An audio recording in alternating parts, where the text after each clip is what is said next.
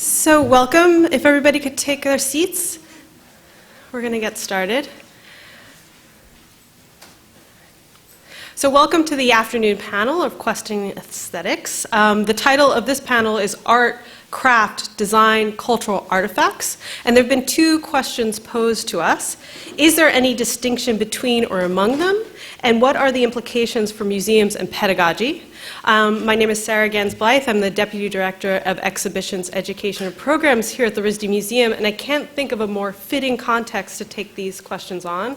After all, we're at a place that calls it a school of a design. However, the museum is called a museum of art, and it contains objects from ancient times to the present day that we like to describe as art and design. So within its very self, we have these questions of shifting meaning. But to start the conversation, we have three wonderful panelists. I'm going to introduce them briefly. They're each going to give their presentations. I'll ask a few questions. Everyone has lots of thoughts from this morning, so we'll have no end of discussion, but we also want to turn it over to you to join in that conversation. So first, we'll be joined by Julia Bryan Wilson, who is the Associate Professor of Modern and Contemporary Art at the University of California, Berkeley. Then Steve Lubar, who's a professor in the Departments of History, American Studies, and History of Art and Architecture at Brown. And finally, Ty Smith, who's Assistant Professor in the Department of Art History, Visual Culture, and Theory at the University of British Columbia. So please join me in welcoming Julia Bryan Wilson. Thank you.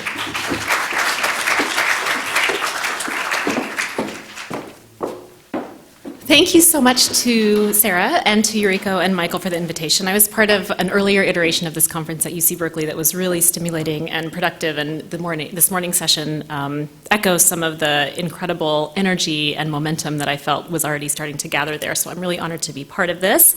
As some of you know, I taught at RISD from 2004 to 2007, so it's especially nice to be back and see so many familiar faces. I've chosen to talk about the questions of art. Is this working? No? Let's see. The questions of art, craft, design, and cultural artifacts through a really specific lens, the lens of my current research. It's absolutely work in progress, and I really hope to get some feedback. I'm having a little AV trouble, but I see that help is on its way. There we go. It wouldn't really be an art history-ish conference without technical problems, so I feel like we've just, it's really great that starting off with some blank screen. Starting in 1972, artist Louise Nevelson made a series of sculptures that she called dream houses. For these works, she utilized her most well-known artistic process, namely the accretion and assembly of small bits of wood into a larger construction that is then painted a unifying color, usually black as you see here, but not always.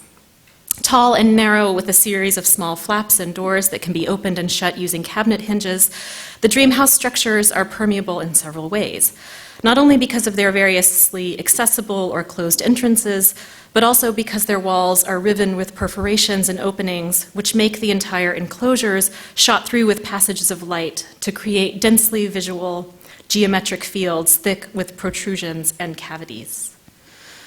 Organic oblong shapes nest within squares, and neat circular cutouts rest over rectangles, making sliding apertures with odd jagged pieces like shards or fingers, fitting together to create the sense that one might fiddle with some unexpected piece of the facade to reveal specially built secret compartments. The dream houses thus conjure a sense of concealment, like dynamic or tricky rebuses, at the same time that they communicate a directness and are forthright about their means of making. While they give the feeling of a puzzle to be cracked, they are not mystifying in the sense that they do not obscure or veil the labors that produce them, instead trespassing the line between sculpture, wood handicraft, furniture, and architecture. In this more boxy version, the cobbled-together feel of the others in the series gives way to a highly stylized, almost Art Deco design, with its curving lines and symmetrical punched-out circles that traverse the work's front and back. In contrast to the mouse-sized external doors, recesses, and cubbies that might hold a small object in the previous work shown, the entire structure of this dream house opens like a cabinet or armoire, with a person-sized hollow inside, segmented by two shelves. And people did go inside some of them, or rather, at least one person did, for the purposes of posing for this photograph. Witness here, the artist herself, Nevelson, emerging from yet another dream house. And this picture was taken in 1972 with her swathed in a flamboyant, tattered fur coat, whose contrasting striped pattern echoes the abstraction and rigid containerization of her sculptures. House as female body, or interior as unconscious, these widely recognizable associations have famously been plumbed by other sculptors, such as Louise Bourgeois. Along with the surrealist influence demonstrated in such work, Nevelson had become known by the 1970s for her promiscuous integration of Cubism and Expressionism. But I'm interested here today in her process, namely her stated investment in carpentry, not only as a literal means of production, but also as a way, perhaps, for her to hammer out or make space for different relations. Some of the works in the series were built at a smaller, squatter, more intimate scale, such as Dream House 2, which, measuring about 4 feet by 2 feet by 1 foot, could comfortably fit on a large kitchen table, like a perplexing fine art dollhouse with its array of external knobs and bits of molding. To be clear, I do not mean to belittle or denigrate this series by comparing its scale to household fixtures, such as a wardrobe or a table or even a toy. For integral to Nevelson's work was her deep interest in furniture, in particular, the way that such objects can hold histories and memories and the affective bonds we forge with the things that surround us where we live, the unique merging of flesh and bone with material like upholstery and wood that can happen when one sits in a chair as both skin and fabric yield to the weight. Her earliest known drawing, in fact, which is on the left, is of a little girl leaning back on what looks like a hard bench or settee, her legs too short to reach the ground under her. The child is charmingly naive and schematic, while the furniture is remarkably detailed. This and other archival materials are from the Smithsonian Archive of American Art, and though there is no date provided, it's obviously the handiwork of a child, one that demonstrates a precocious interest in and comprehension of interiors and spatial relations. Later drawings, like the one on the right, reveal a persistent interest in the precise proportions and specifics of period furniture, the broken apart components of which would become, in a few decades, her sculpture. Calling herself a builder and an architect of shadows of light and dark, Nevelson revealed in upending gendered conventions about the proper techniques for female artists as she scavenged her materials from gutters and lumber yards, reusing scraps that bore the evidence of their previous lives, including their felicitous cuts and their damage, often cannibalizing previous sculptures, sometimes dismantling them completely and harvesting their parts to produce new pieces. Along with builder and architect, she most often referred to her practice as carpentry, signaling a downward class identification with a skilled trade as a way to distance herself from her origins. As one observer wrote, she was not interested in upper middle class Jewish life. And of course, this is a kind of familiar bohemian disavowal, but I do also think that this allegiance to carpentry in part helped her announce a different set of affiliations. As psychic and material environments, the dream houses are spaces for reinvention, expansion, and dwelling, as she recycled found objects and architectural fragments like cornices, banisters, bedposts, doorknobs, dowels, and spindles to create evocative quasi-domestic environments. And those parts, those architectural or domestic fragments, often remain recognizable in her sculptures.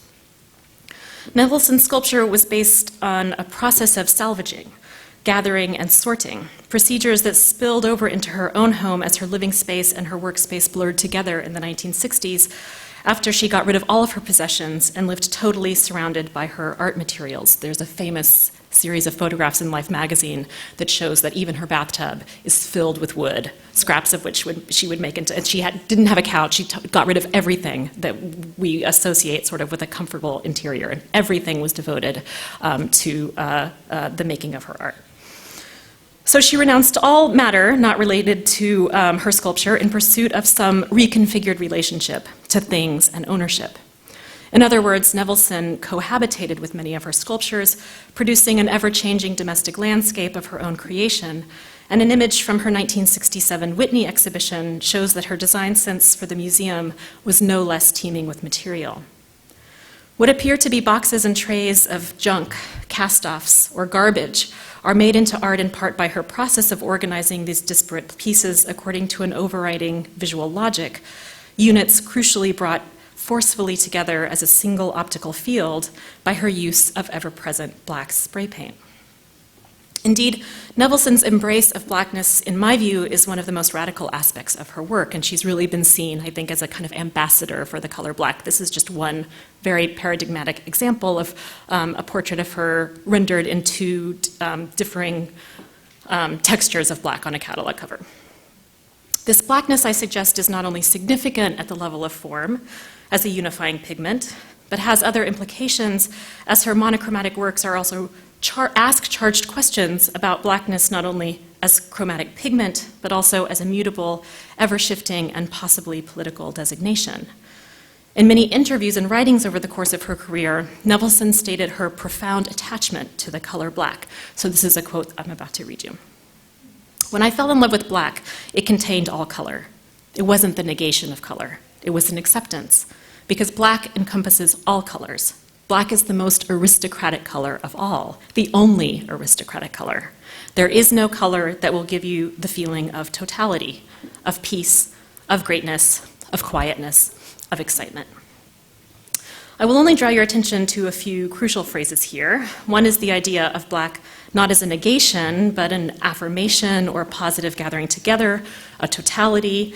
The other is the idea of black as the only aristocratic color. There's an obvious class aspect to this, as she infuses the color with a sense of grandeur.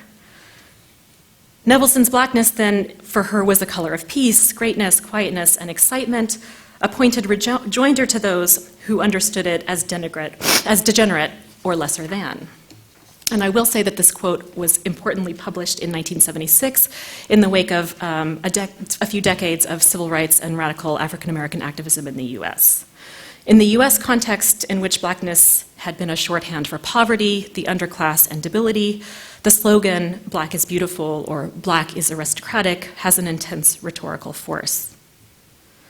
From 1974 to 85, Nevelson embarked on her homage to Martin Luther King Jr., a black stacked wall work that is in the permanent collection of the Studio Museum in Harlem, accepted as a gift around the time that the museum rewrote its mission to include not only black artists, but also art objects by non-black artists that were inspired by or in conversation with African diasporic and African American themes. And I think, for me, it's very interesting to think of her in the 50s, 60s, and 70s as someone not black, standing up for blackness, not as threat or abyss, but as resource and plenitude.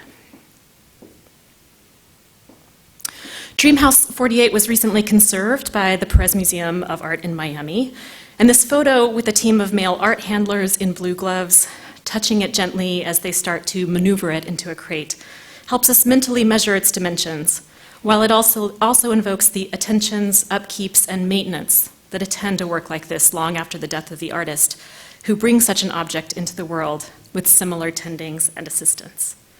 Were Nevelson's sculptural homes comments about housework or the labors of care, about never-ending tasks to be repeated?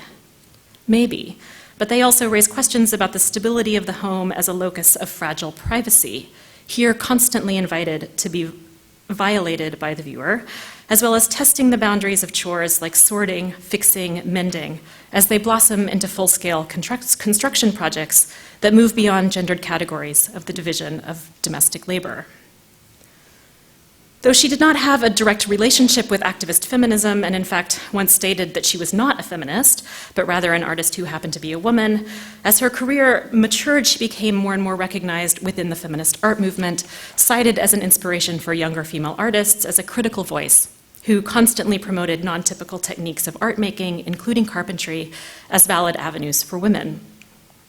How might we understand Nevelson's feminisms then, simultaneously and paradoxically, not only in relation to a political movement rooted in a particular time, and as I said, she disavowed that political movement in her own words, but I still claim a feminist lens for Nevelson as I understand her feminism rather as a kind of aesthetic, a worldview, a philosophy, a critical theory, and maybe most importantly, as a method of relating. Nevelson's dream houses coincide with a more explicitly activist feminist version of artistic homemaking, that of Woman House, which was begun in 1971 and opened to the public in January and February of 1972, right at the moment that Nevelson was making her dream houses. As is well known, this was a project of the Feminist Art Program under Judy Chicago and Miriam Shapiro, and the hands-on renovation of a rundown house where women learned skilled trades like carpentry was considered part of Woman House's feminist polemic. Sandy Orgel's linen closet, featuring a female mannequin segmented by shelves in a closet alongside folded towels, creates an ambiguous space in which the figure appears both to be emerging from and contained within the built-in architectural element. This pairing underscores how there is not a literal body in any of the dream houses themselves, but rather an implied figure or figures that the viewer might project as inhabitants. And what this juxtaposition with Orgel's linen closet proposes, in addition, is that Nevelson's dream houses are, in part, kinds of closets, complex sites of secrecy and disclosure. Many queer artists and art historians in recent decades have attempted to claim Nevelson as one of our own, pointing to her live-in assistant Diana McCown, who was her constant companion for over 20 years, as irrefutable proof of her bisexual proclivities. But we needn't turn to biographical details to claim that Nevelson's work was invested in imagining different kinds of queer domesticities, including accommodations that cut across class and race lines. I should say that Nevelson did make brief forays into hues besides black, namely white and gold, but they were always very temporary detours. Dawn's Wedding Feast, for instance, this installation was part of the influential 16 Americans show at MoMA from 1959-1960, likely because it was by a woman and because of its ostensibly feminine title, coupled with its nuptial white. It received highly gendered responses in the press, including a review in which the work is described as having, quote, Baroque finery, lacy and latticed like a small Victorian town with its wooden houses and daintily fenced garden. In other words, her work was seen as tidy, decorative, domestic in the pejorative sense of the limited and localized, rather than the universal, confined to the sphere of the family and the home. Yet Dawn's Wedding Feast, against those terms of description, is actually a rather muscular piece, filled with assertive gestural statements that seize the room, fusing unlike elements together with Nevelson's construction techniques and her unifying paint. As Nevelson has written, her work is about creating what she calls a completeness. She says, it's like a marriage. You are not the total actor, you play with another, and my plays with the other are my materials. In this view, marriage is not the state-sanctified ceremonial act between two people, but rather an act of mutual animation that might occur between a person and a thing. Thus, such an installation might be described as a theatrical stage set or a mise en scène, with objects or matter such as wood not serving as props, but as fellow actors playing vital roles in the preservation of memory, or modeling different kinds of ways of being for their human companions. That is to say, this art insists that how we live among things and how they live in us might tell us something about how to treat all kinds of others, not as possessions, but as possessed by or possessing of meaning and history. For my last few sentences, let me return to the Dream House series, where the walls of the home keep shifting, expanding, becoming variably porous, as Nevelson makes and remakes the same basic structure again and again. For Nevelson, wood was the stuff not only of carpentry, but also of aliveness and arrested but still latent animateness. And here I'm not so much referring to wood's heralded qualities of warmth, but rather its powerful capacities to expand and adjust to different climates, to, as it were, breathe. If there are lessons to be learned from Nevelson's carpentry, they might teach us about dismantling gendered associations with processes of making and help us reconceive architectural spaces queer and capacious enough to receive relations of all kinds. Thank you.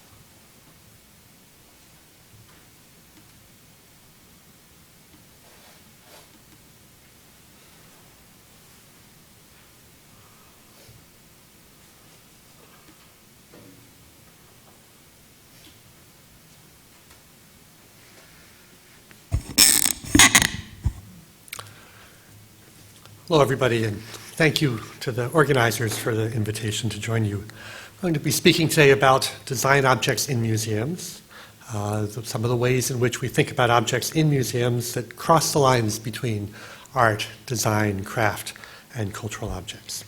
The call for papers for the conference placed our talks in the context of RISD's recent interest and success in transcending traditional disciplinary boundaries to encourage more holistic, multifaceted approaches to art and design practice.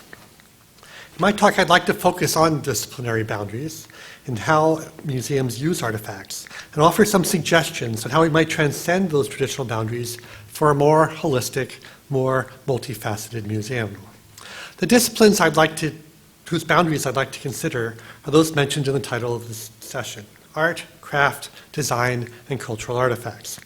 There are art museums, craft museums, design museums. Cultural artifacts is a ringer here.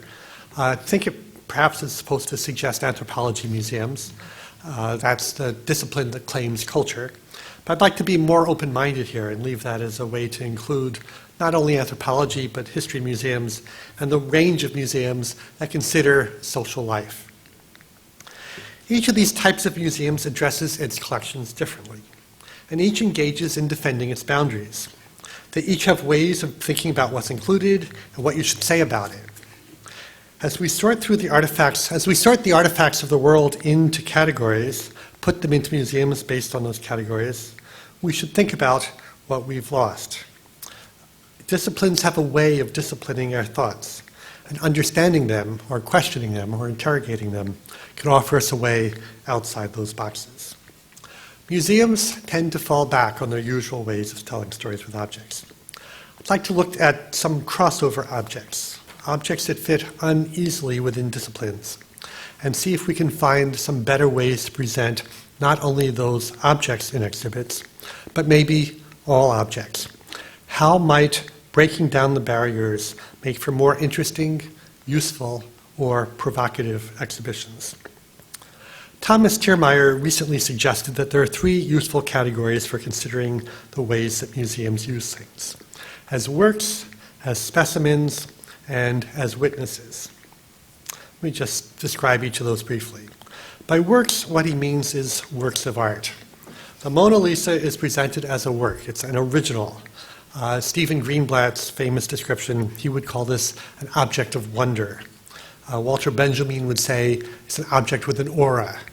Benjamin Ives Gilman would call it a unicum. These are all ways of saying it's authentic, special, original. And the displays reflect this, not always quite so dramatically as in the Mona Lisa, but the ways that we display art are to pull them off, to put them by themselves, let visitors admire it. You display it on a white wall, you give it a lot of space, you keep it with other objects of its kind. By specimens, Tiermeyer means something like representatives of their type. Natural history museums are full of specimens.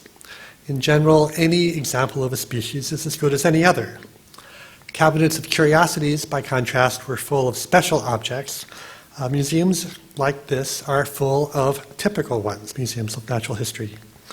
Foucault describes this as a transition from the age of theater to the age of the catalog. Specimens are what you have in a catalog. Art museums followed along to some extent. In the 19th century, when museums came to be organized by school and date, art became, in a way, specimens as well as works. Displays of art were organized to tell stories. Art museums fought over these two ways of thinking about art for most of the last 2 centuries. Were they places to commune with great art, that is, places where you saw art as a work, or were they places to learn art history, that is, a place you see specimens of art history? They're both, of course, and the problem is trying to do two things at once. Tiermeyer's third category is witness. These are objects that carry a meaning because of where they were in their pre-museum life. Witness objects are about use and source and provenance. In art museums, pure witness objects are rarely displayed, though some might argue that, for example, fragments of ancient sculpture, or maybe a lot of ancient objects, fall into this category. They're not originally art, but we treat them as art because of their stories, because of what they've witnessed.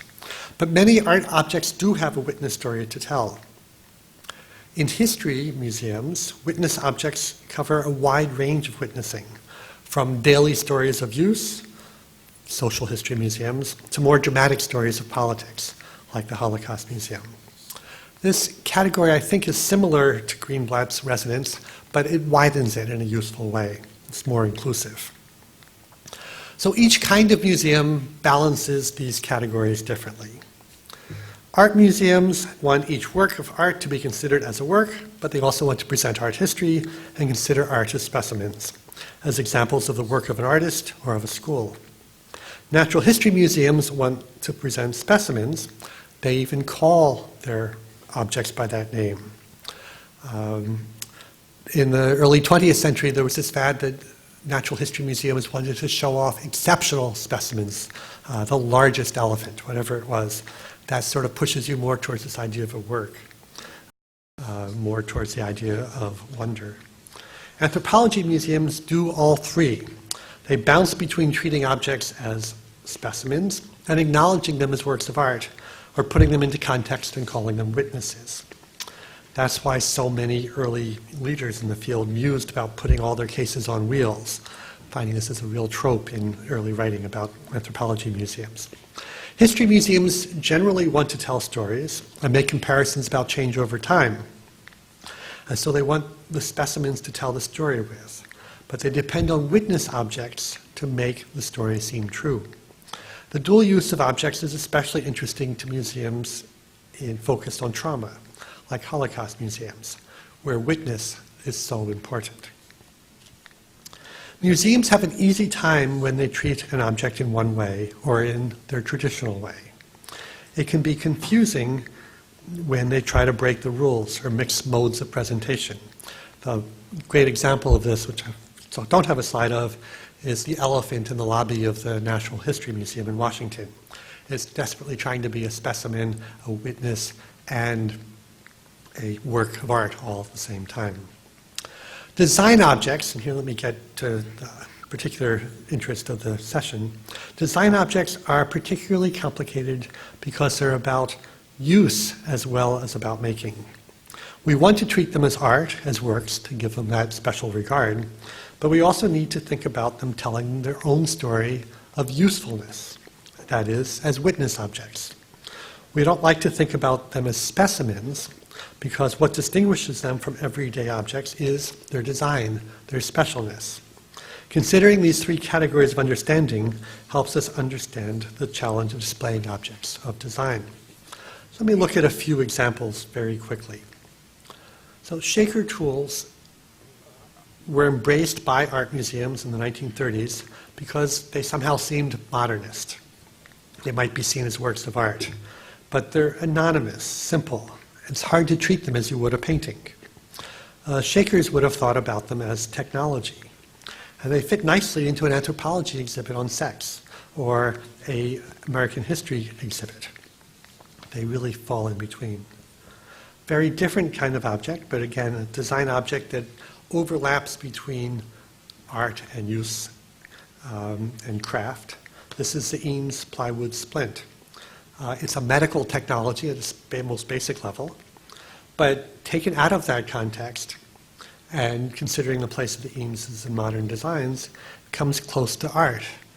At lunch today, I went up and took a look at the Eames splint in the 20th Century Gallery, and it's right next to a Calder sculpture. It seems to make perfectly good sense there. One that has always fascinated me, the Bell helicopter hanging at MoMA, which I think must confuse a lot of visitors to the museum. It fits nicely both as a technology and as a design, and in fact it works pretty well as a work of art hanging at MoMA. And finally, to include a little bit of 19th century technology, the Gothic steam engine, Gothic revival steam engine at the Henry Ford Museum. It's technology, but you can't think about it as only a use item. It's also about culture and design. It's a Gothic revival object as well as a steam engine. Decorative arts more generally fall into this confused category, and it's why the period room is such a difficult medium. We want to claim furniture as a work of art, but we know that to call it solely that, we are leaving out too much of the story. Furniture is a specimen, and furniture is a witness, either to daily life, or to wealth, or to history. So again, it tries to be all three of these things. If you look at the period room, one of the ways in which, for the last 100 years or so, museums have tried to deal with furniture, you can see some of that ambivalence, trying to do three things at once. So consider a few attempts at period room displays. Some of the very first period rooms, I know the RISD Museum likes to claim to be the first. Essex is right up there too. This is the Essex Institute, 1907, were designed to present what the curator called a truthful picture of an interior in the year 1700. And so, because it was supposed to be truthful, he felt perfectly free to use reproductions, not to use actual things. It was more important to have the atmosphere of liveliness. So he wasn't interested in works so much as overall feelings. The old way, he wrote, was to have a specimen placed upon a platform. Today, we put it in its relative position as associated with other articles of the furniture of a room. It at once takes on new significance, becomes almost a living object. So the room is a stage set. The examples in there are both works of art, but they're also specimens and they're witnesses. The very strange period rooms, sort of partial period rooms at the Berlin Jewish Museum, have furniture there in part to tell the story of Jewish life in Germany before World War II. But the story that's told about them is as a witness of the Holocaust. The focus of the labels, the way the story is told, is the story of the travels of the pieces of furniture, how they left Germany and how they came back to the museum.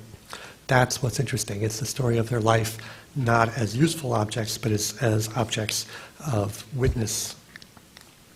The wonderful exhibit, Maria Kalman Selects, that just closed at the Cooper Hewitt Museum, is a selection of objects from the collection that is all about her relationship with the objects.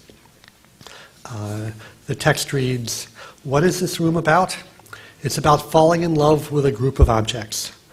Some of the objects are there as works of art. Some, like the chair, break all the rules of how you would show a work of art. Some, like Toscanini's pants, hanging on the left there, are there as witnesses. They're telling the story of the relationship with Toscanini. Some are specimens, symbols of walking or symbols of childhood. Marie Kalman's introductory text advises viewers to not think too much, unless it pleases you." Wonderful set of labels in this exhibit. Perhaps she is acknowledging the challenge of thinking about these things in the usual museum way and asking us to think differently or not to think at all. It's not just period rooms that wrestle with how to mix these modes. Consider what happened when an art museum, more precisely an Institute of Contemporary Art, tried to make sense out of a movement that crossed lines between art, craft, and design. The ICA, the Institute of Contemporary Art up in Boston, displayed the loom from Black Mountain College as an art object, because that's what they do. But in this case, it's really there as a witness object, or maybe even a little bit of an object of showing what a loom looked like that was used there. The timelines on the wall behind it treat art objects as specimens to tell a story. They played with this, I think not all that successfully, trying to treat all of these objects in a variety of ways, how to play with that line between art object and object of history. All objects are complicated, and I think that design objects are particularly complicated. They're artifacts that offer great return if treated well, but that don't fit our usual way of thinking about things. They make us rethink our categories and our modes of presentation. It's worth doing that, though. The museum might do a better job of fully appreciating their collections and more fully getting their visitors to appreciate them if they open up beyond the usual ways of treating objects. Let me offer some possibilities. As I mentioned earlier, there's this long tradition of history of museums of suggesting that it would be easier if we can just put all of our display cases on wheels. Pitt Rivers, the Pitt Rivers Museum, Frederick Lucas at the Brooklyn Museum, and George Brown Goode at the Smithsonian all independently say this. It sort of shows up time and time again. And one can sympathize with them. We want to tell many different stories with the artifacts, but we also want to tell many different kinds of stories. And for that, wheels won't do. It's not enough to move a case from a synoptic series of specimens to a featured work of art. The modes of display are different. The digital, it might seem, might offer us a chance to virtually put all of our artifacts on wheels, like those early 20th century museum men wanted. Place virtually, where objects can virtually flicker between categories or occupy more than one at a time. Perhaps, but most digital museum presentations turn everything into specimens. They're all flattened into 2 dimensions. The aura is gone, and so often the story, the context. Another is to try to balance the 2 parts of an artifact's life, the making and the using. The RISD Museum has begun to experiment with ways to show making as part of an artifact story. It's done that by reorganizing some areas by material and explaining tools and techniques. What if a museum added that story of use, added the story of use to the story of making? Objects would begin to tell multiple stories, and if the making and use were integrated, the story of design would become more prominent. One more possibility. Think about how the visitor interacts with and makes meaning of objects. Design connects making and using, and putting the visitor into the position of using the objects and asking about who they were made for and how they were used might offer us some insight that allows us to think of objects as works, specimens, and witnesses all at once. Thank you.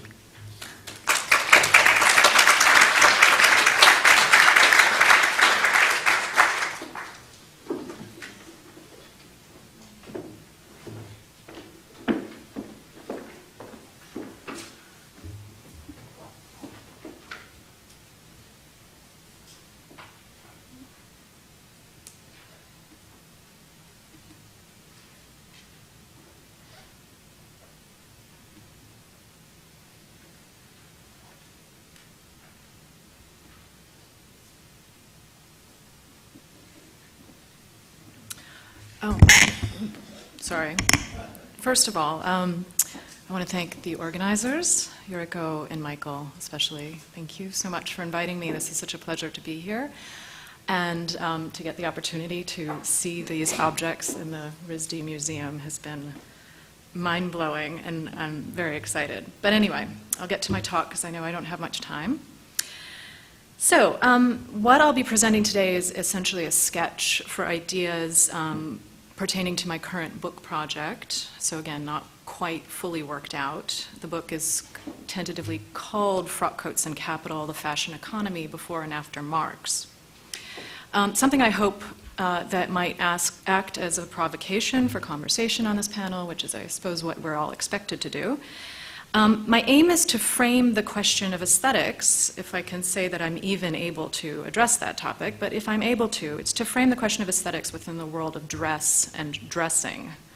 And specifically as this topic might again concern itself with the long outdated, or seemingly long outdated concept of style, especially within art history. Style is particularly problematic. Thus I begin with a 2-part question by way of introduction. What can diagrams and fashion plates used in the production and consumption of garments tell us about the relationship between fashion and capitalism, the idea of style and the logic of management, as these areas converged in the 19th century? How might we frame or reframe the intersection between art historical, philosophical, and political economic understandings of fashion and fashioning, style and management at that moment, but also today? So throughout the 19th century, in the domains of aesthetics and political economy, questions of style and modes of production burgeoned and often overlapped. The architect Gottfried Semper, for instance, posed in 1860 that ways of dressing and ways of working were tandem practices. In accordance with his Bekleidungsprinzip, dressing principle, a concept discussed throughout the first volume of his Style in the Technical and Tectonic Arts, or Practical Aesthetics, Semper saw style not only as a decorative, formal feature of architectural elements like facades or columns, but also as a technique, a way of working. Several years later, Karl Marx would use the German word Rock, signifying the fashionable frock coat of the time, in the famous passages concerning 20 yards of linen and a coat in Chapter 1 of Das Kapital, which is 1867 initially, thereby putting a sartorial item at the center of his theory of the commodity and the capitalist machine. Moreover, by coining the term Produktionsweise in German, in order to describe the mode of production, as it's translated, Marx interjected into his critique of capital's arbitrary system of value and labor the discussions of Art und Weise happening in design.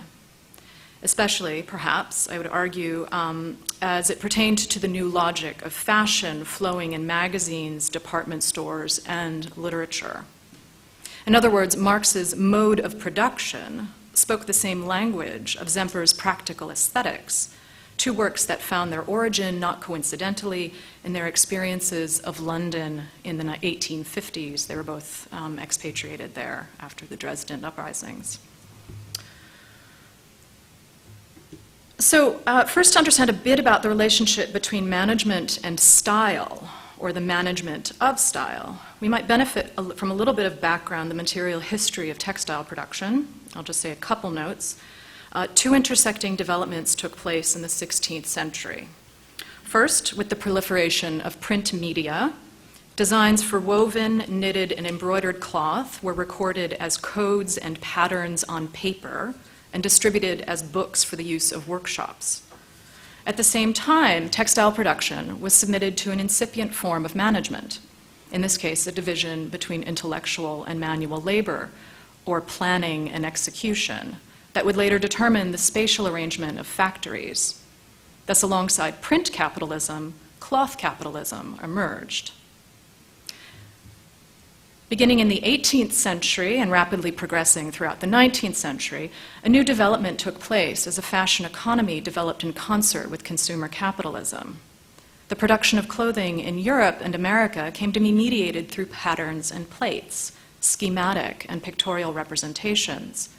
An explosion of magazines and guidebooks meant for tailors, dressmakers, later sweatshop managers, and consumers made clothing adhere to the logic of the image, a recognizable style that could be replicated.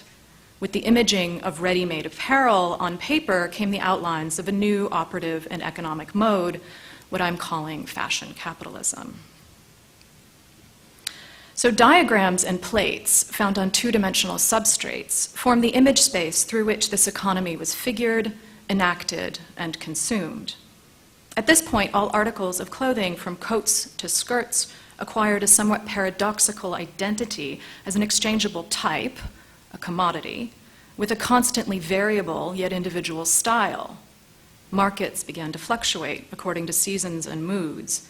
Hence, by 1902, economic historian Werner Sombart would observe, quote, "Fashion is the favorite child of capitalism. Fashion arose from its inner essence and expresses its character as do few other phenomena of our contemporary life."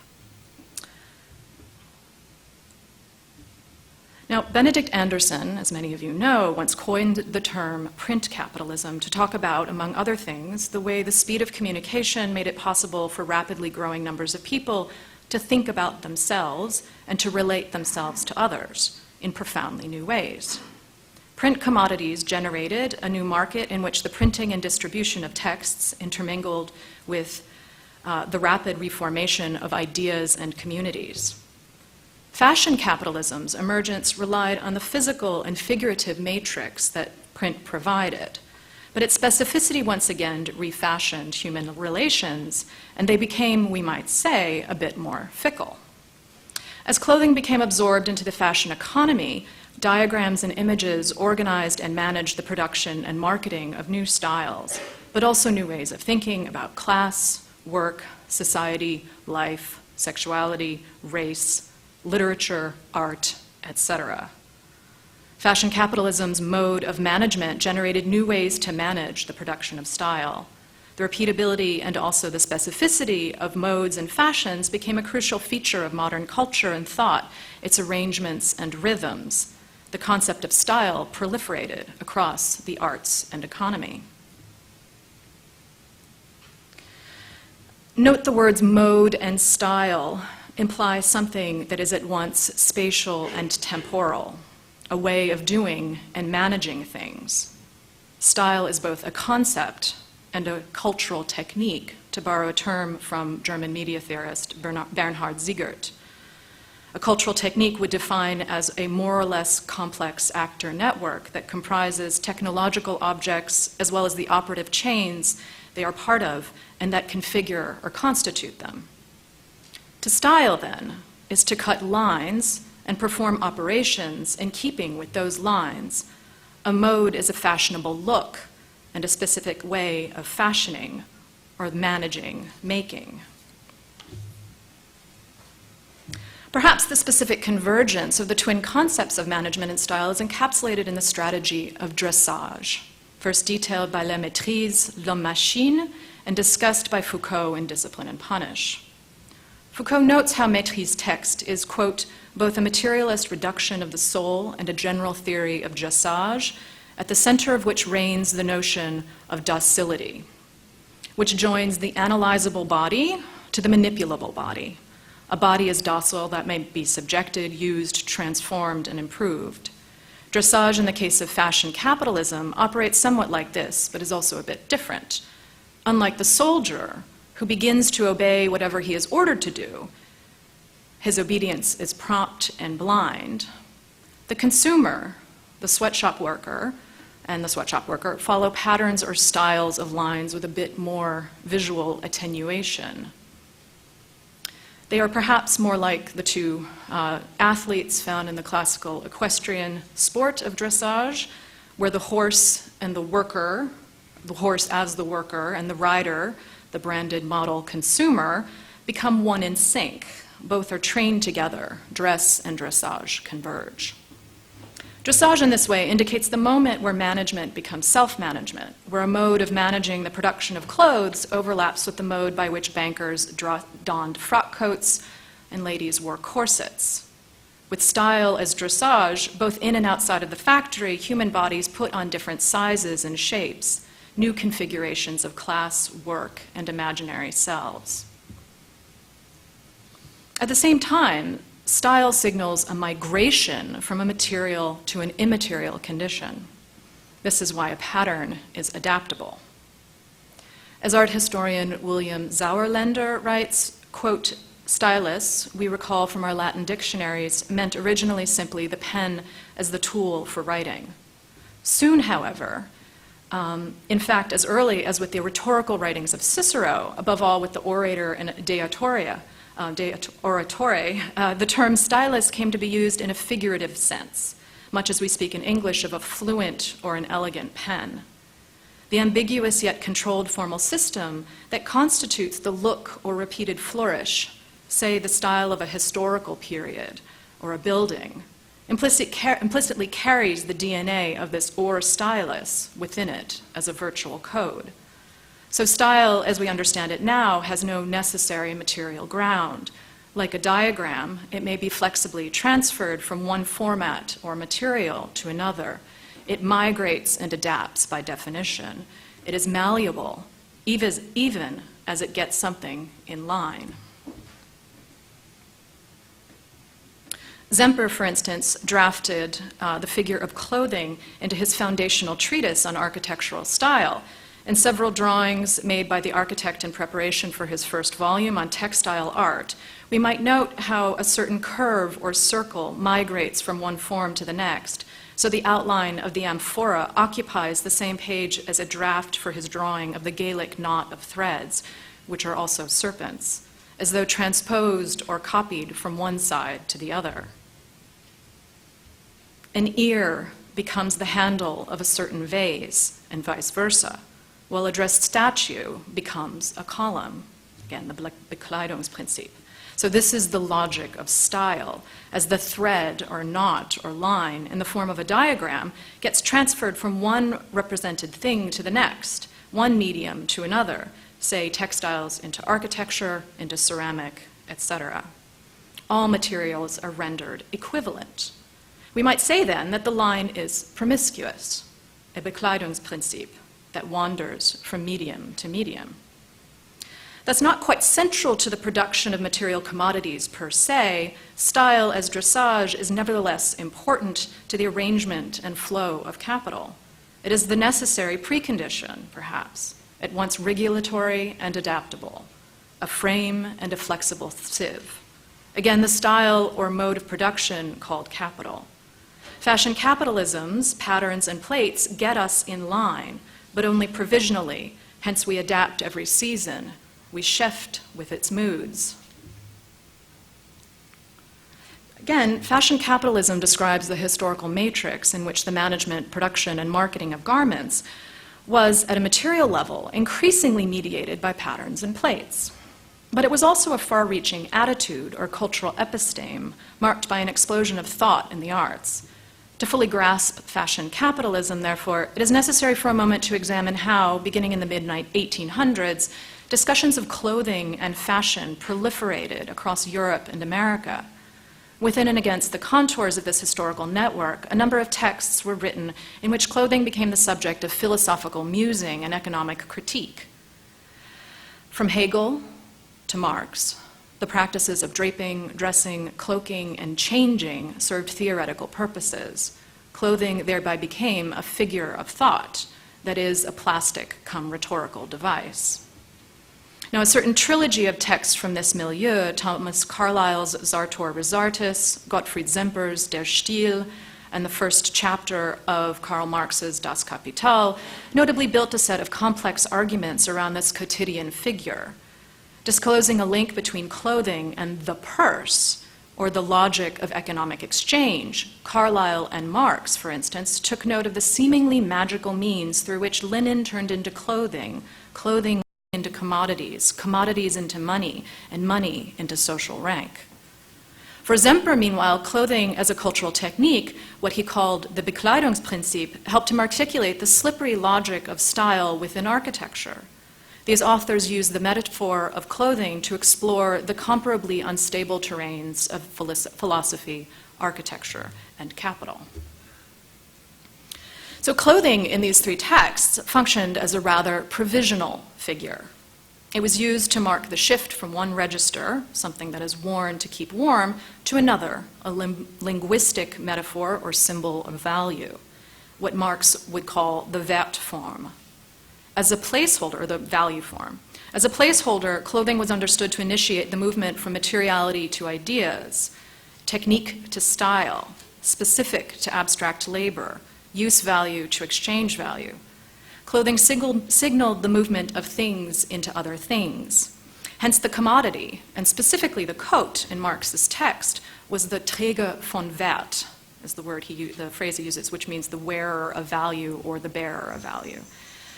And in wearing this value, it could be changed or exchanged for another style. Now, so for the sake of time, I'll use the very couple minutes remainder of my talk to focus on the first example, Carlyle's satirical Sartor Resartus, a fictive review of a philosophy of clothes by a fictive German philosopher named Diogenes Teufelsdruck, published in serial form over 2 years between 1831 and 1833. This is a good example insofar as the author, through a very characteristic and slippery style, seamlessly combines a critical and an uproarious voice. Idealism slips into materialism and back again. Through Carlyle's language, a riotous descent into the gritty world of clothes is mapped through metaphysics and vice versa. Or as the fictional reviewer writes of Teufelsdruck's book, with all this descendentalism, He combines a transcendentalism no less superlative. Carlyle or Teufelsdruck or the anonymous reviewer were never quite certain who is speaking in this polyphonic text that writes in this pseudo-Hegelian voice, quote, matter exists only spiritually and to represent some idea and body it forth.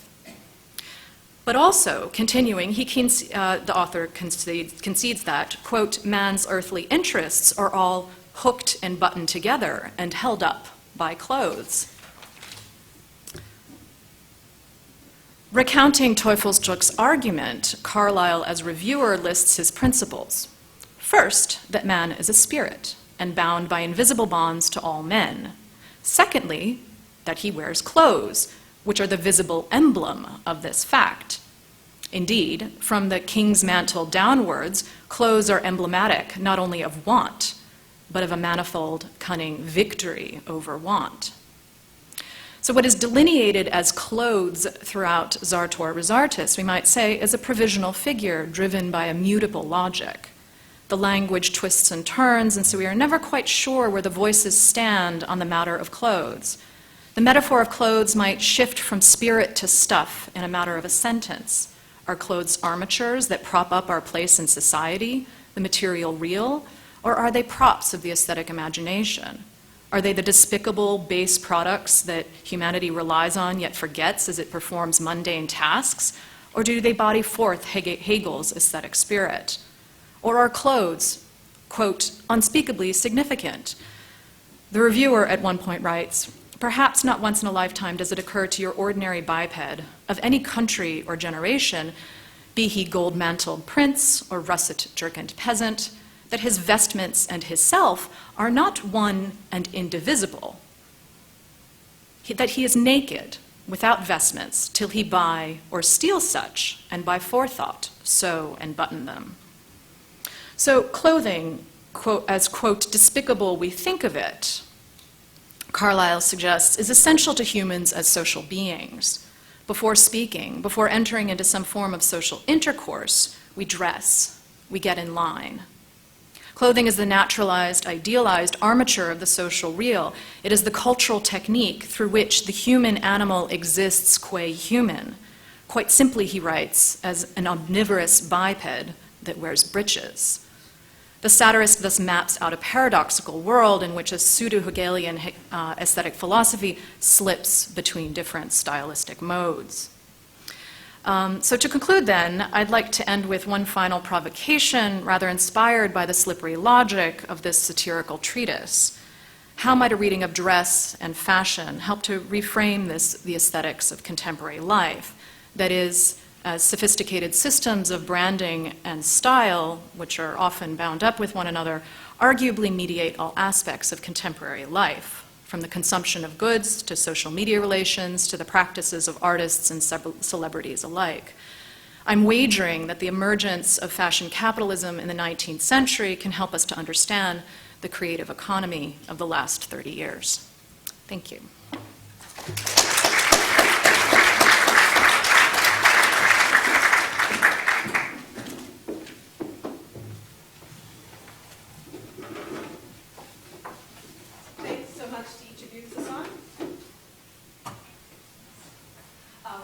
Thank you.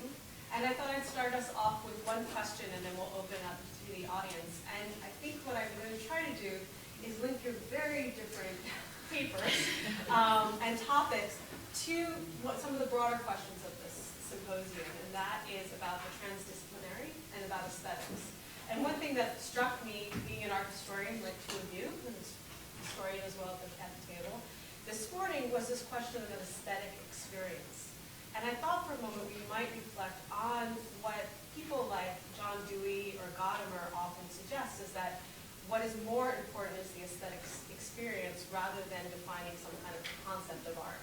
And I would argue that some of the disciplines that we come from have a lot to do with defining concepts. It might be a little less about aesthetic experience per se. So I thought we could maybe think a little bit about, are these polarities? Can they work together? And then to also think through that further and think about what does that mean for teaching, so what does it mean pedagogically, And to Steve's point, what does it mean for display practices? So I'll open that up to Julia. Sorry. I'm not sure people were able to hear the question. It was a multifaceted and interesting question about transdisciplinary aesthetics, and I'm not going to be able to repeat it. Hopefully you all heard. I do feel that as one of the very few avowed art historians, as part of this conference, that this word aesthetic is pretty tricky, actually, for us, and that at least since the publication of the book, The Anti-Aesthetic, it has been something, I wouldn't say it's taboo, but it's definitely not a critical term with a huge amount of purchase in conversations at graduate art history seminars. In part, I think because the idea that something might be aestheticized has become a bit of a slur.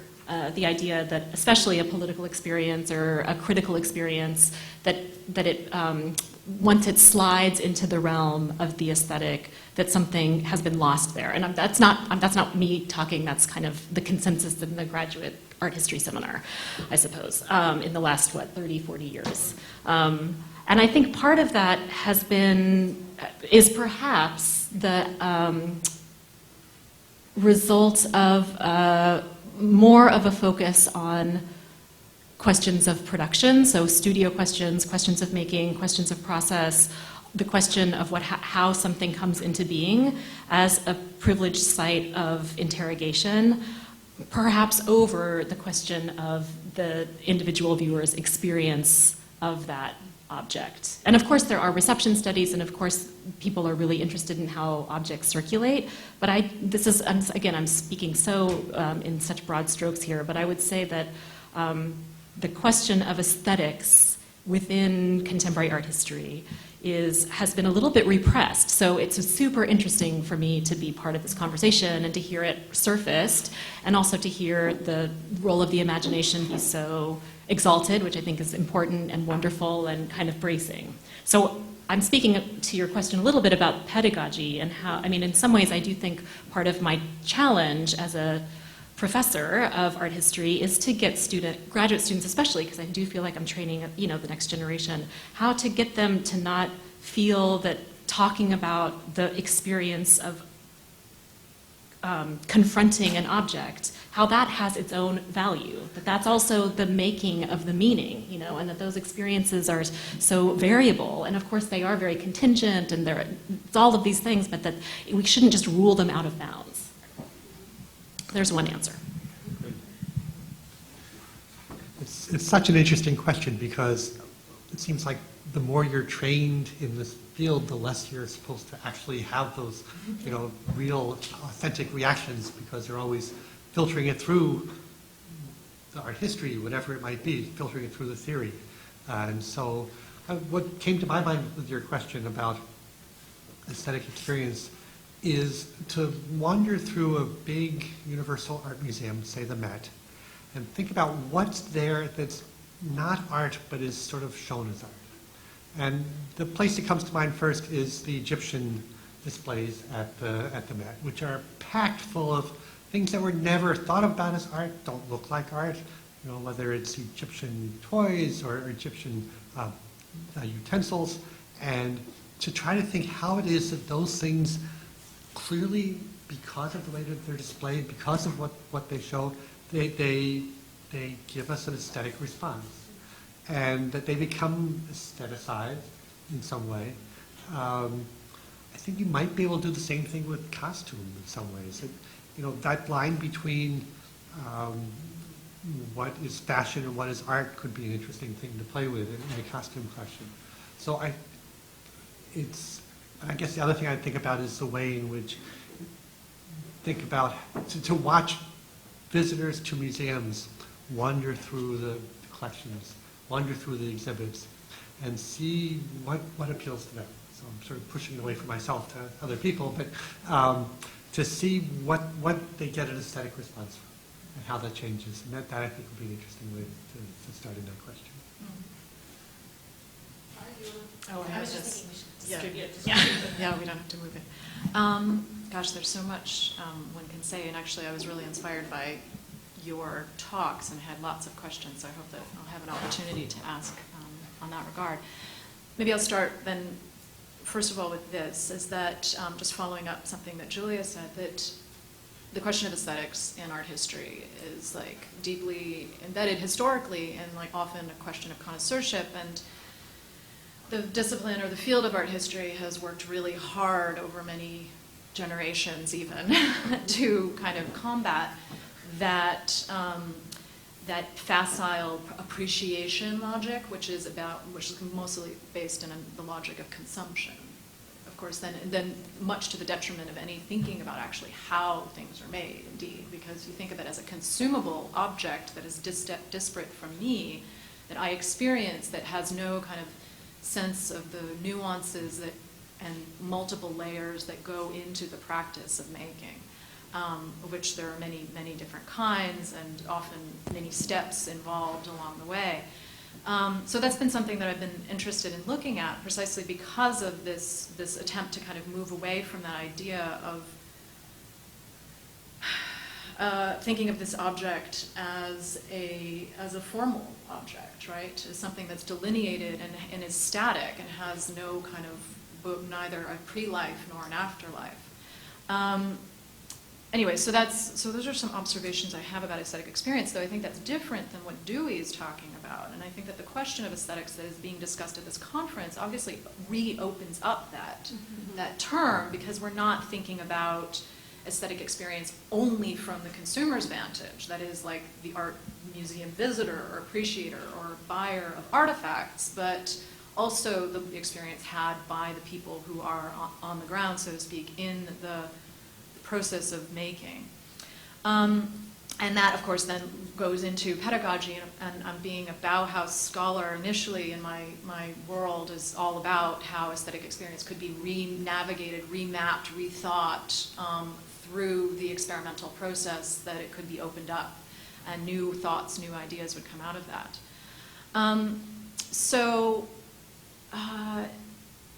I also want to say, though, that part of the reason why I was interested in talking about the question of style, and I have been kind of re-examining the question of style, which of course is like the depths of like the worst of art history, right? But if you, it's where historicism, it's like it comes out of, it's like this really problematic. Let's put every nation or every temporal period or every movement or every whatever into this nice, clean little thing. And I've been interested in, I guess, doing what I'm calling a political economy of style, or so understanding how the language of style as it was emerging in the 18th and 19th century was actually, as a historical phenomenon, bound up with the kind of movement of fashion and capitalism at that time. But I think that now, having that thought, I'm actually now going back and rethinking style and all the kind of possibilities that it can open up for thinking about ways of doing things and modes of production and operations. And so it's no longer just this crystallized force that sits in a museum, but is rather this kind of way to think about how things are done, the style of production, the mode of production. And so anyway, so this is, so it makes, I think that pertains to Dewey for sure, having been an influence, of course, at Black Mountain, and where everyone was experimenting with the new how, like how do you approach this? And that kind of opening up spaces for new questions more than closing them down. Mm-hmm. So I'm thinking about Yuriko's directive, and I'm going to now ask the audience if they have any questions, and then I'll come back to the panel. So, yes. Thank you. I wonder if you might all think a little bit about how the impact of colonialism and confrontation with the other may have perhaps given aesthetics a kind of un-PC association in our own time, as in the global turn. But I'm also very specifically thinking about fashion and style and the way that those norms of Western European cultural, the dressage, get the the colonials in line by having them all dress and sending them the two-dimensional, fashion examples. There's a lot to be said between European and other cultures' relationships in the question of aesthetics. Yeah. Oh, you want to go?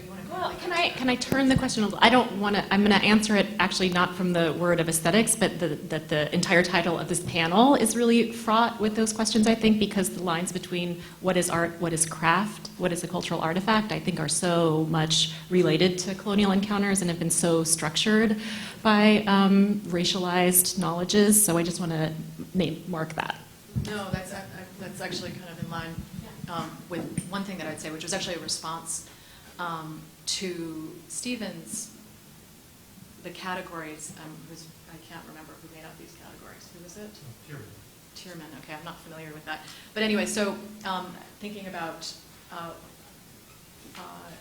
entities, what is often now called within anthropology cultural belongings of indigenous people, like not artifacts, not static objects that are dead, but things that are also actively part of the culture and are potentially made to be ready, right? They're not ready-made, they're made to be ready. I'm borrowing this phrase from my colleague Dana Claxton, who's First Nations woman in Canada. And indeed, actually, the term cultural belonging is actually really interesting in this regard. And I'll get back to the colonial question and like the whole like dressage question, but that doesn't fit into any of these three categories. It's neither the witness nor the I would argue, it's not the witness, it's not the specimen, it's not the work of art, or the work, right? Mm-hmm. Because it gains its power, like a mask, for instance, within First Nations, like Coast Salish culture, might reside or have the stewardship of the Museum of Anthropology in British Columbia, in Vancouver. But the way that the curators now understand it is that this mask has, in order to kind of, it has to live, right? It's this sentient, it's understood to be sentient, and it has to then be taken back up by the community, the nation that is supposed to have, whose object is their part of their cultural belongings. And so these objects kind of migrate back and forth between the museum and the community in order to kind of keep this object, and I'm using that word very problematically, alive, right? So it's actually a kind of interesting, it's not simply like a matter of like preservation and stasis, but it's like the categories just don't work. So Western, I'll say for a minute here, just aesthetics just doesn't work within this framework. Anyway, so that was actually kind of a thought in response to that. But then the question of the colonial is super important. And actually I was thinking like bodies, there's a great moment when Bernhard Ziegert talks about what cultural techniques do, and one of the things they do is colonize and decolonize bodies. And dress colonizes and decolonizes the body. Because on the one hand, like think about the slave who is not given proper clothes or doesn't have the clothes that they, and then by dressing, you can assert your status, become decolonized at the same time that you're also getting in line with a new system. So I would say it's like actually quite complicated at a more ontological level there, that it's about that relationship you have, that aesthetic relationship, to dress, which is on the one hand a restriction and on the other hand a mode of opening up and a possibility. So the colonial question is super complicated. Obviously the history of colonialism and cloth production and trade and everything is like enormous, but yeah.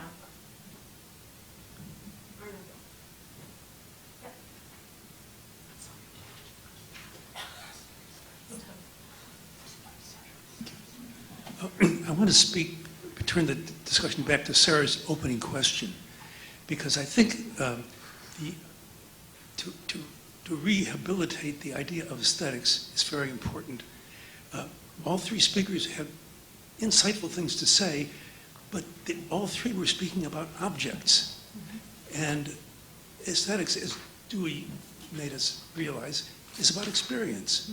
It's about how we experience objects or situations or practices. And so I think it's important to relate the objects back to experience, qualified as it is by many things, culture, ethnicity, history, and all the rest. But the focus of aesthetics is on objects. It's on the perceptual experience of things, informed by the meanings and the history that culture provides. So that's a very important turn, and I think essential to this conference. Let me say. Just say one word about you mentioned Dewey, and thinking about Dewey in museums brings you to the Barnes Foundation, which in fact was so far out of the mainstream. They wanted their visitors, the people in the school there, they had experience of those objects in a way that other museums really shied away from.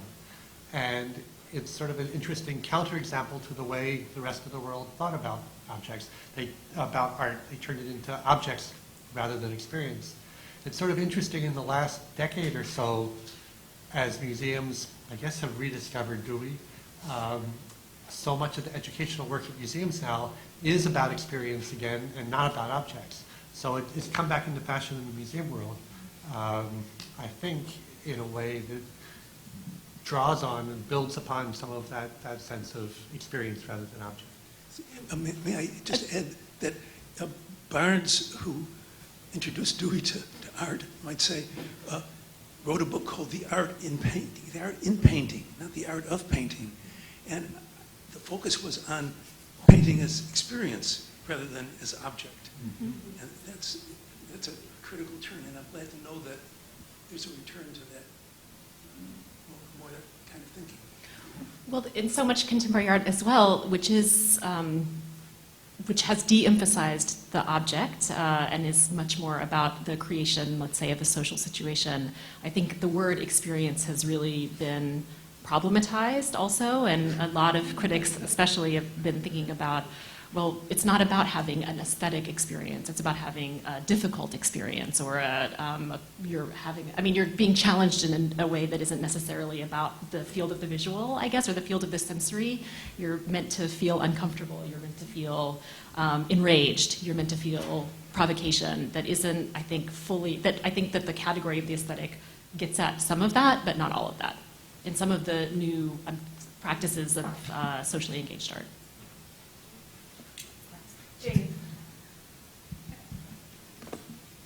I teach sculpture here at RISD, and I actually have on my syllabus the quote from Barnett Newman, which says, think of objects as triggers for experience.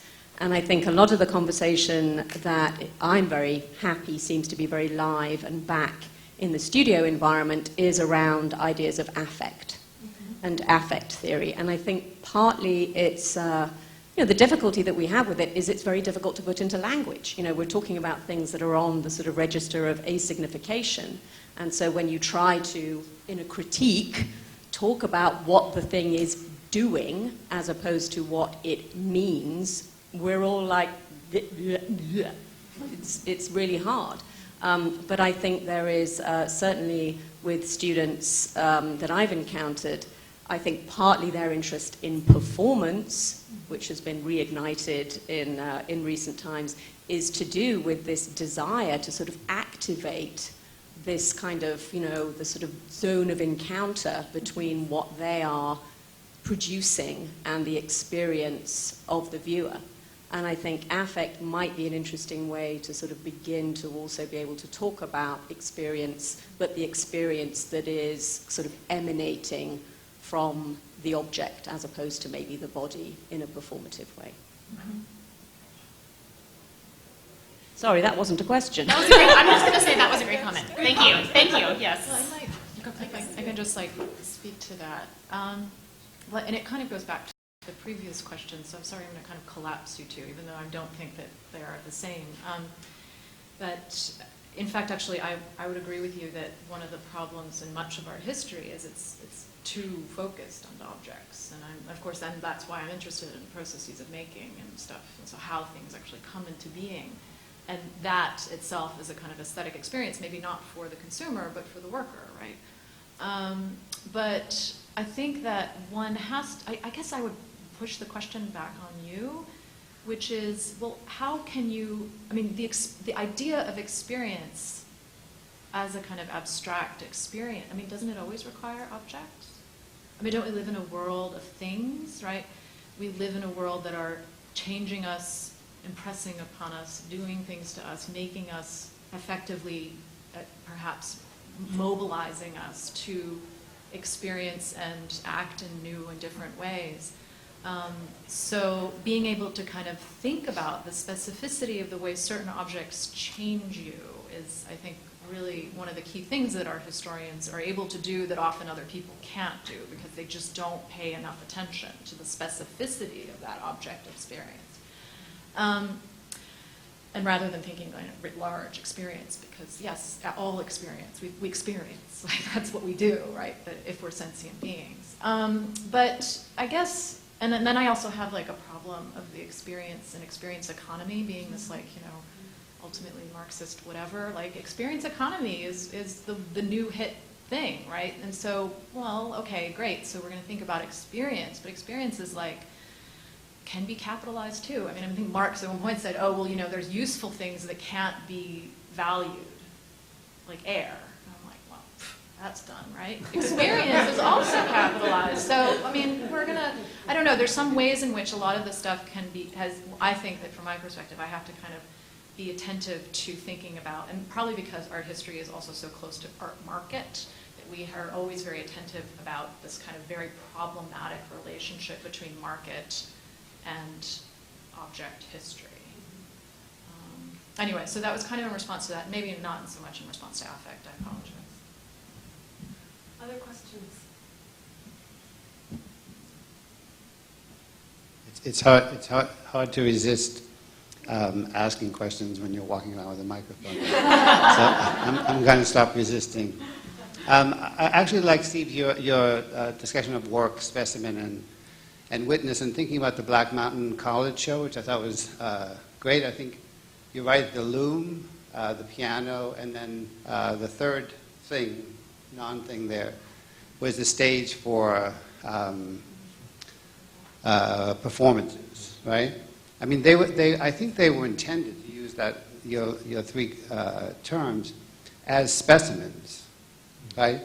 But they tended to collapse into works. But they were intended in the show, as far as I understood Helen Molesworth's intentions, and everybody else involved, is to talk about the experience of and the experimentalism of Black Mountain. So those, the loom and so on, I think were there to render all the other would-be objects or works into specimens, or better witnesses. They were all witnesses to Black Mountain College. So what they were trying to reenact is the experience of Black Mountain as a form of experimentalism and so on.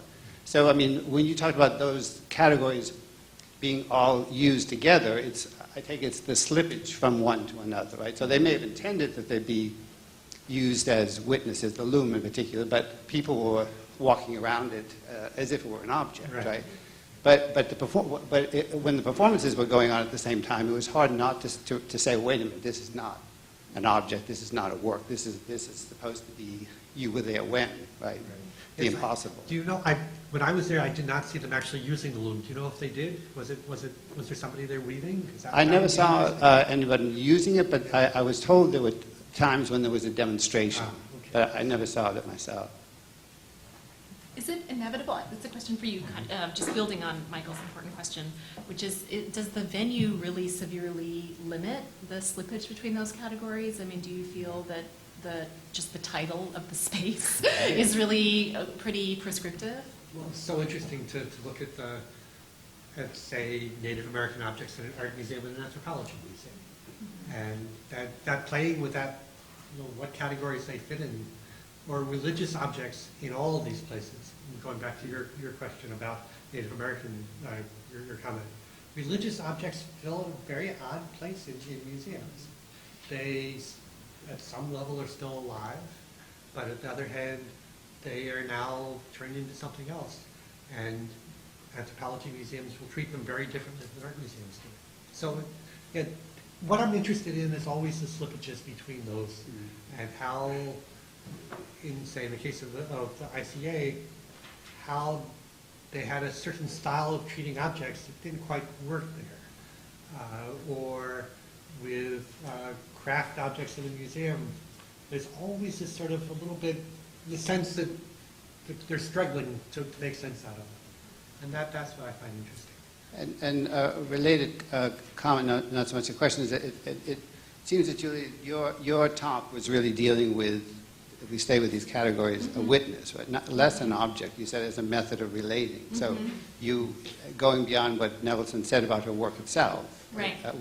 Which could render it into more of an object, you made it into something more like a witness. And clothes seem to be, you can't make sense of what you're doing, the political economy of it, unless you think of it as something other than an object. And the last thing I wanted to say is about the issue of experience, just with Dewey, is an experience for Dewey is difficult. There's a side of Dewey that people tend to focus on about which is more reestablishing some kind of harmony or something, but one of his metaphors is about hunger, right? That when you're hungry, you're at a disequilibrium with your environment, and the hunger is an expression of that. Art, in turn, gives form to that expression, so it's sort of a meta expression of the... You are totally right. I was giving a very brief gloss of Claire Bishop, who I wish would, who I don't think has ever addressed that, Right. that kind of the negativity of Dewey, but she should. No, I mean, when people shift from objects to experience or something and think about, getting aesthetics back on the table, out of the closet, and so on, as soon as you start thinking of, one starts thinking of experience as merely aesthetic and creating harmony, then aesthetics goes back in the closet. So, but there are other tools out there. You had a question. So I'll give it up. Yeah, so one comment to Steve, which is one of the things that always intrigues me at museums, is that there are all of these objects that we think of as not having been created to be art objects that fill our museums. But many of the things that we don't think of as not having been created to be art objects that fill our museums are, in fact, the paintings, huge numbers of which are, in fact, crucifixions,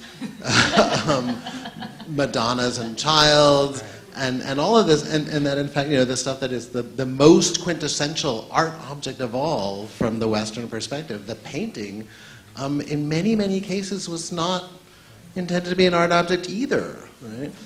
But my question really is about the relationship between art history and aesthetics. And one of the things that's been interesting is that art history departments have been rapidly changing their names now to art history and visual culture departments. And I wonder if that change isn't in part related to the rejection of aesthetics and the rejection of curatorship. Because it seems to me, as long as you think of it as art history, then there has to be some implicit or tacit decision mechanism that separates out what is worth writing about and what is not worth writing about, and that the very question about what is art is in fact an aesthetic question. And when you decide that this is worth talking about, even though you're not explicitly engaged in aesthetic discourse, there has to be some sort of aesthetic decision making going on there. And then, once it becomes art history and visual culture, which is still privileging art history, but maybe that's just for, That's just alphabetical. That's just, well, I mean, I think it really should just be visual culture, right? Why is, right? But then, is there any limit to what is worth discussing, right? Or is anything visual fair game, right? I mean, which I think the honest rejection of aesthetics would require to be the case. Well, I just will speak from very brief anecdotal experience, which is that I was the director of a PhD program in visual studies at UC Irvine for 4 years, which was just called visual studies. There wasn't, the art history part wasn't there. And it was everything, I mean, graduate students were writing about everything from mommy blogs, which actually hardly had a visual component at all, to, yeah, I mean, it was really, any intellectual argument could be made to justify just about any topic that they wanted to work on. And for some people in the department, it was very problematic because it was a big loss in terms of, well, there is a specialized activity. There have been a series of specialized activities over history that have come to be known as the making of art, and that what happens when that is so decentered from the intellectual project of this, of the discipline that we have no shape anymore. I'm agnostic on that. I thought it was, it's for me, art history since the visual turn, or since sort of the inauguration of visual studies, has been a reinvigorated place, and I think it's wonderful to think about precisely the porousness, the boundarylessness, and then the policing of the boundaries sometimes, when those kind of sharp divisions come to matter. But I would say that there are places where the inauguration of visual studies has meant really that any kind of cultural production, with any kind of visual component, even if it's text on a blog, is totally counts. Oh, I could just talk about, we recently renamed our department here from History of Art and Architecture to History of Art and Visual Culture, meaning that we're concerned with the history of art and the entire history of visual culture. So I think our idea was we wanted everything to be inclusive in the study of visual culture. And so we look at advertising art, we look at photography of all kinds, we look at medical diagrams, we look at everything and anything with the eye of an art historian. Monique, I think you have a question. I'm intrigued by the four concepts of this session, art, design, craft, and cultural artifacts. And what strikes me in thinking about those four terms is that art, design, and craft, all three have a practice dimension to them, but culture, as well as an object or artifact dimension. But this other term, cultural artifact, just has the object dimension to it, not so much the practice dimension. And I wonder how that works out in terms of the slippages. And then I was thinking about the idea of cultural artifact, including, the object of art, the object of design, the object of craft. So in that sense, being broader than the others, more encompassing. But at the same time, there is this dimension of culture to the label cultural artifact. So I wonder how the signifier of culture works in that context, and in which sense that is useful to you, given your various analytics, and how you get away from the association between culture and national culture if you want a certain level of generality there. I realize it's quite a broad question. There's actually two questions there, but the first part, the cultural artifact, actually, it's important to think that artifact is like just generally a term that refers to anything made by human hands, right? So often I will say in my class, we're looking at artifacts, and I qualify that by saying, we're looking at things that are made by humans and not animals, or made by, or those, like non-human animals, right?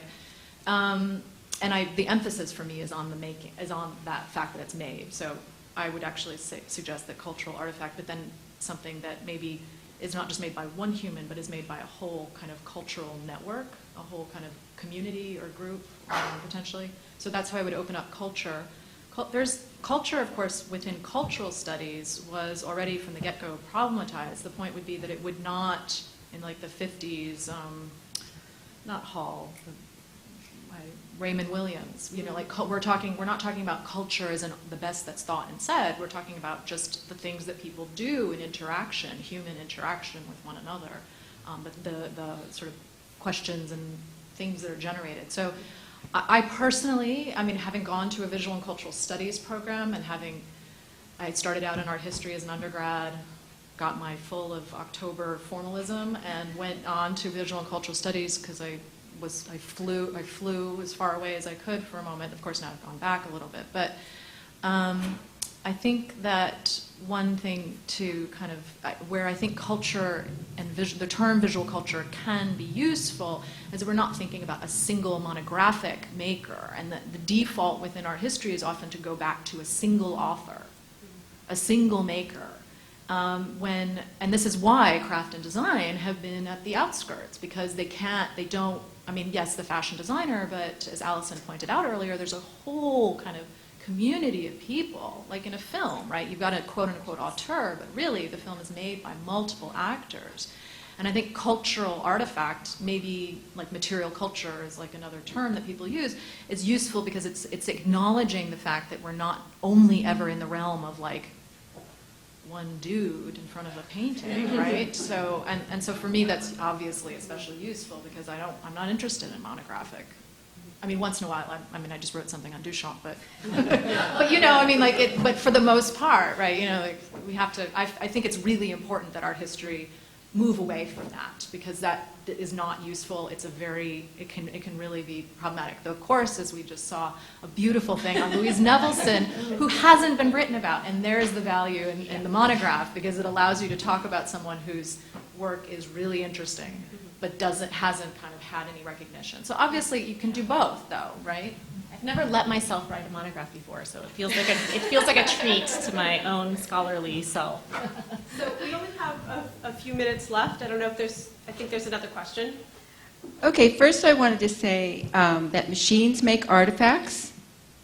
It's not just human. So if you do video... Human makes the machine that makes the thing. It's not... Oh. No, I qualified that, but yeah. I didn't hear you say that. Okay. No, I didn't say that, but that's how you should qualify. And then there's animals who make things, you know, birds' nests. But they're not called artifacts. It's a technical definition. Oh, slippage. Wow. Okay, you're making the definitions here, I see. The point is it's not just an object. So just to differentiate, say it's not an object, it's something that's made. Fine, it doesn't have to be by humans. Okay. So I'm going to push it into maybe a sort of more crass level, but since you brought up market, Ty, I was going to say and ask everyone, so you've got visual culture and you've got the world of art, the market and however you want to define the whole art discourse as being more and more diverse like every week.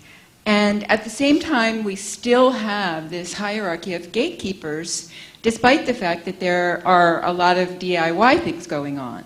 So I wonder if any of you have thought about this relationship between, visual culture, art history / visual culture, and the gatekeepers and the function. I mean, I can't teach art history without making that kind of like fundamental point, that what counts as art within art history is ahistorical. It's kind of been, it has a provenance, it's been written about, it has been put in a museum, it has been, and those qualifications are those armatures, that apparatus, that gatekeeping practice is absolutely fundamental to the definition of what qualifies something as art versus the rest of the stuff. So it's not just a kind of aesthetic question. It's also very much an institutional one. I grew up with institutional critique as my basis for the determination of what goes in and out, and to make the point to students, for instance, a very important point when they enter into a course, that it's not like we have any better aesthetic judgment than they do, and maybe their kind of interest in anime is that we could qualify that as a very profound aesthetic experience, and there's no reason. And I think that opening up has made it the world more diverse, but yet there's still, of course, the hierarchy, and it is money, right? It's blue chip galleries that are making those decisions. Douglas Crimp's really important book on the museum's ruins ends with that helicopter at MoMA. And right, it is an illustration, and it's definitely not a moment of high praise. I mean, it is like the museum is in ruins because there is a helicopter at MoMA. I mean, that's very much not something. So I think that these gatekeeping, it's absolutely that art history is so intertwined with questions of privilege and money. It's intimately. So I see the mic is in two people's hands, and I think we'll take those two questions. So Mary, you're very eager. Oh, I'm not that eager. Okay. Let's go first, they may. Maybe just... We should call a shot. I just wanted to follow up on something that Ty was saying, which I find very important, and also in our art history department here, which of course is history of art and visual culture, is that manufactured goods are very much part of visual culture. And especially when you're dealing with the social history of art, as we're talking about these things. And in talking about the environment, we look around and we see manufactured goods everywhere. So these are very much part of what we react to, especially in consumerist terms, but also in, just looking around this room, for example, we have innate aesthetic judgments about manufactured goods. And is that within our control? Are we able to control what these manufactured goods look like? Well, that's a good question. Society controls it, but how? Thank you. Yeah, there's one more question. I think you might. Thanks so much. So I did a PhD in art history and in philosophy, and kind of at the height of what Julia was referring to as the visual turn. And so I was constantly shuttling back and forth between departments that were in, it felt a little bit like they were at war with each other. And so from the art historians, I was working on aesthetic value and its relationship to moral value. And so I felt like what I got from the art historians was a lot of skepticism about value in general that I think is really well motivated. I think I understand why people are skeptical about value. Things to do with initially questions pertaining to canon formation that are really important questions to ask. But the effect I felt like, and I still feel like, and I hear a little bit of it in this conversation, is a kind of caricature of what's going on in the philosophy of art and aesthetics.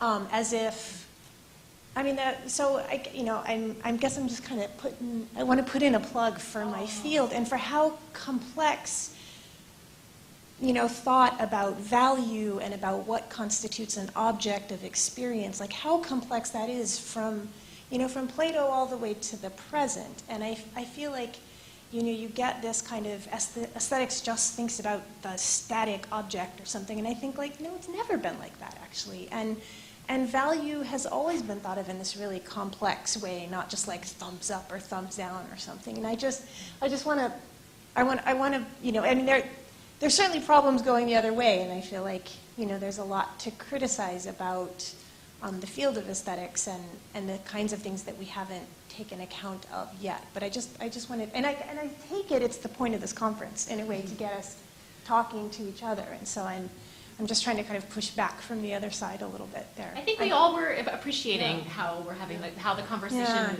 we need to have more texture and nuance, absolutely. And I hope you know that, well, I'll speak for you, if you don't mind, that I think we were, in some ways, we were caricaturing the art historical understanding without owning it necessarily. So I do feel really excited to be here and part of these more subtle dialogues. I mean, I think that the only thing is, so for having now worked for many years on sort of design and craft objects and artifacts, right? Things that are not usually qualified as art, or maybe only recently are coming into that qualification, that I've actually started to think about.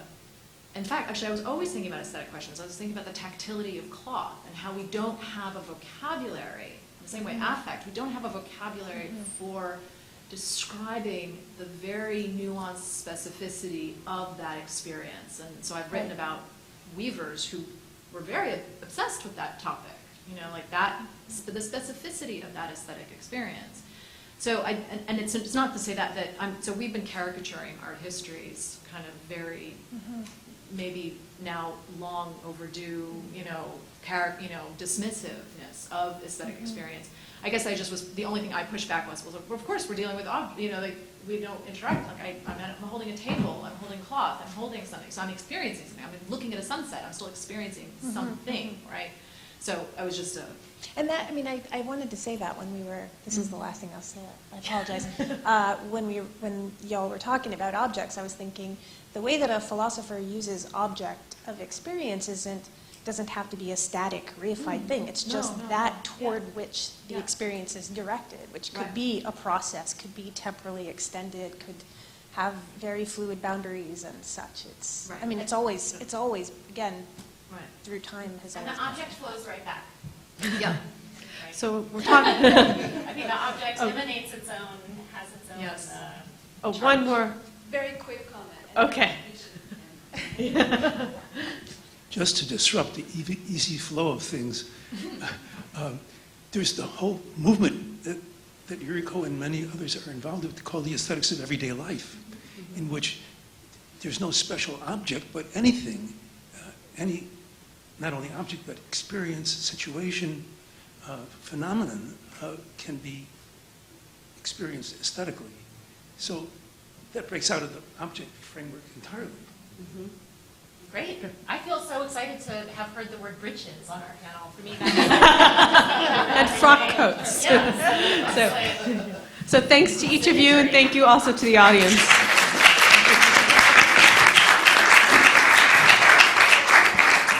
One announcement for the speakers and chairs for the President's House dinner. It's listed on the map, but there's a shuttle bus going from Hampton Inn, and I booked them for 6:20. They have to do 2 runs. So if you're interested in taking that shuttle bus.